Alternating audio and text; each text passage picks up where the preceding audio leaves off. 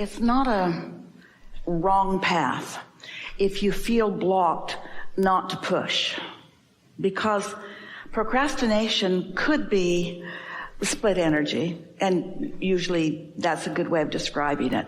But it also could be a habit of action that isn't going to get me to where I want to go. And the more I think I'm going to do this thing that isn't a good vibrational match to where I'm going, then the more uncomfortable I feel. And that's what the feeling of procrastination really is. It's split energy. And a lot of people would say, just push through it. But what we would do instead is just take a beat. Don't try to make it happen through action. Acknowledge that you feel stuck, and then ask yourself, I feel stuck. What's on the other end of that stick? What's on the other end of the stuck stick? What's on the other end of it? Flow, openness, clarity. So stuck feels like confusion, feels like tired, feels like overwhelmment. What's on the other end of that? What emotions are on the other end of that? Energy, enthusiasm, eagerness. But here's the one we really want you to hear. Interest. Interest. This is such an important conversation because you can only perceive through perspective of self. And there's something important for you to understand about the power, the value, the importance of self-interest. Now think about it.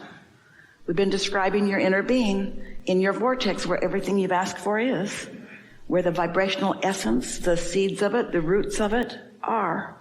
So when we talk about self-interest, we're talking about core, we're talking about source. The cooperative components are being gathered, and when you let yourself go to others who want you to go over there or over there or over there, they might call it selfish, and we would too, self-interests. So it's really good for you to follow your self-interests, and it's also really good for you to allow others to do the same. Because if you will be selfish enough to move in the direction of what's in your vortex and what's calling you, and you accomplish that alignment, that feeling of satisfaction by going that way, you win, and also others who are following their self-interest, they win. In other words, the only way win-win can happen is if you do a win. A lot of people, they're so opposed to self-interest that they don't let themselves win by aligning with their power and their passion and their current and their desires. So you can't have a win-win without a win. Self-interest is an important thing, because think about what interest is. Interest, well, that's interesting. It's being called in the direction of something that you want. We'll take it further. Satisfaction comes from only one place, moving in the direction of what's in your vortex. And so, good basis for this discussion. We wanted to guide you just a little bit, because there's a little bit of discomfort about following self-interest. Because humans teach you that you should be more giving. And we say you can't give what you don't got. If you're not selfish enough to align with this current and align with this momentum and align with this clarity and align with this abundance, you don't have anything to give anyone anyway. So it's an important thing to align with who you are. And do you know, in the same way that there's a win-win, there's a lose-lose. There's confusion about this because there's a lot of people who really want everybody to just do what they need them to do. Don't leave me. Don't leave me, don't leave me, don't leave me, don't leave me. But sometimes you don't find yourself until somebody leaves.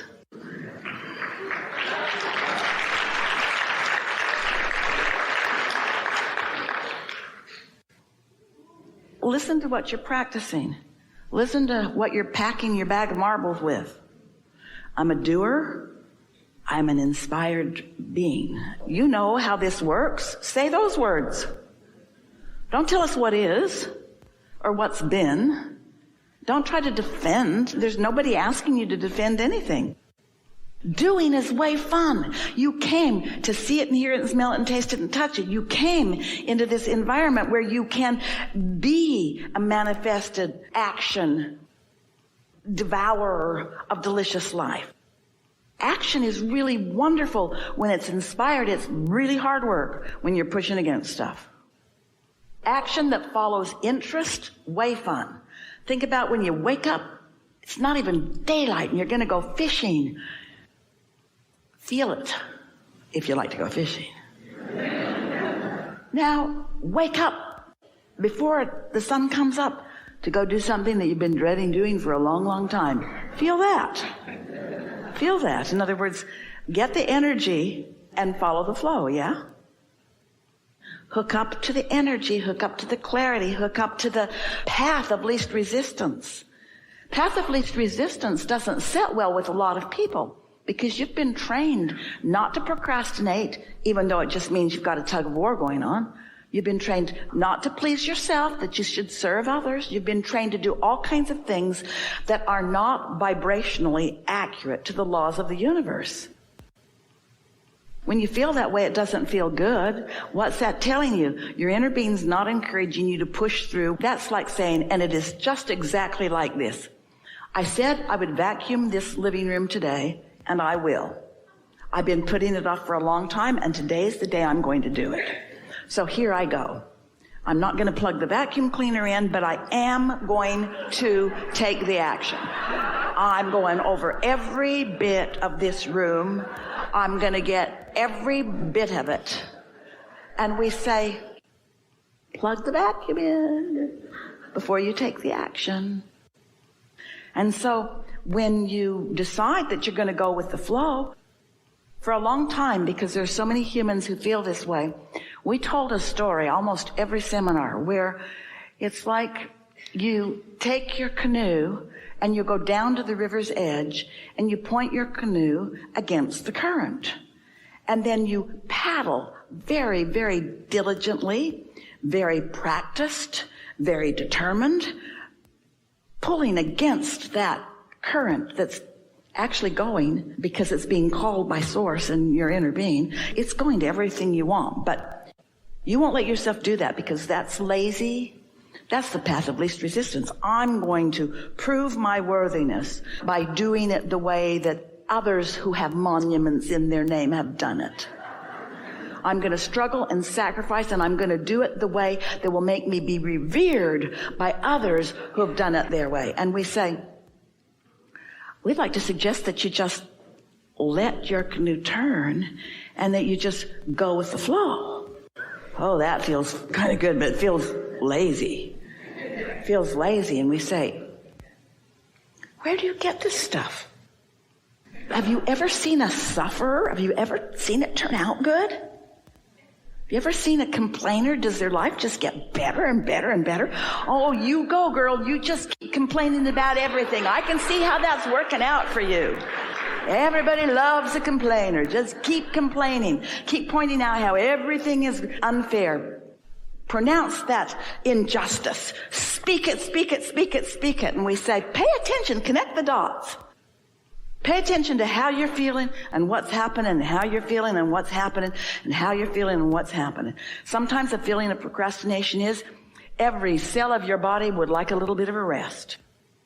Sometimes a feeling of procrastination is you're paddling against what you really want and your inner being is never helping you paddle against something that you want. So you're really on your own. It's like, talk about out there on the bleeding edge.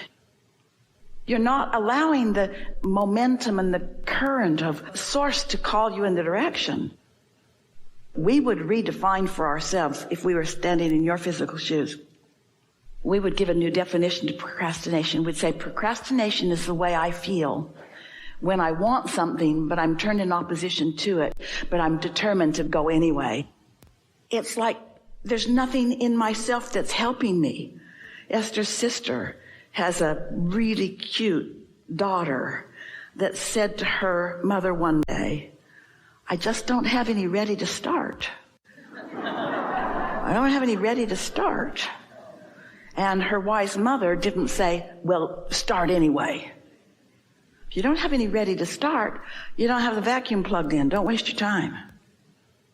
Don't spin your wheels. That's what makes people tired and negative and defeated. They're working against themselves and things aren't working out. And you can't tell when you look at other people. You really can't tell. You can read attitude and you can read body language, but you don't know for sure who's tuned in, tapped in, turned on. Because you don't know what they want. You don't know what their bag of marbles is. You don't know what's been going on with them. Don't try to figure it out from others. Just line up and feel it. Show yourself the difference between what it feels like when you're in alignment and what it feels like when you're not. And then notice the results of when you push through anyway. The pushing through anyway only gives you relief in this sense. When you stop hitting yourself over the head with a hammer, it does feel a little better. But there's way more relief downstream for you. You tend to identify yourself through what you can see and hear and smell and taste and touch. But your inner being is consciousness, and you are the see it, hear it, smell it, taste it, touch it part. Yes, yes, yes. That's why when you make the decision, so your source energy, and then part of that consciousness comes into your body, splat. But the larger part of you remains non-physically focused, and that's what we call your inner being. The collective of that is what most people refer to as God, or whatever label they give to that all that isness.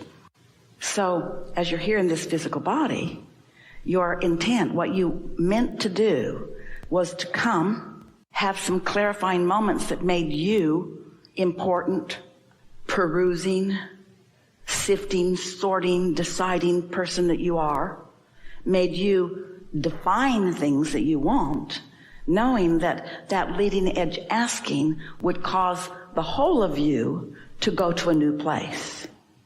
And then your plan was to use the way you feel to know whether you're in alignment with the new place that you've gone or not. The better you feel, the more playful you are. Usually the younger you are, the more you're called by that. The beasts of your planet, oh, they're experts at that. What's the difference between your beasts, that's a term of endearment, by the way, and humans? They're not trying to think their way through everything. They feel their way. Humans call that instinct. We call it path of least resistance. That flock of birds up there, not banging into each other, everybody knows right where to be. Who's the leader? Not any of them. They all have inner beings. The inner beings offering the idea of the path of least resistance. And usually, there are exceptions of course, but usually they're in sync with it. And you are too. You want to be too. And there are no boundaries to this field, so it includes what you call physical and what we're calling non-physical. So when your inner being brings its bag of marbles to the vibrational field, what it holds for you is appreciation that we can't even find a big enough word for. And love, the words are so inadequate. And understanding and appreciation and expectation. And so that's what your inner being is. But your inner being can't evoke from you something that you're not offering.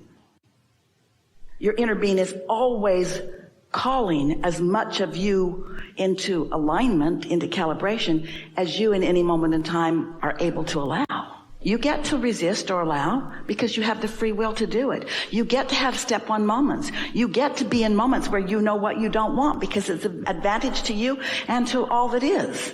And so your inner being is never standing around saying, not ready yet, in any kind of attitude of impatience. Your inner being is always just knowing what you want and knowing that you can come and always offering ideas about what the path of least resistance could be for you. And sometimes you get it and sometimes you don't.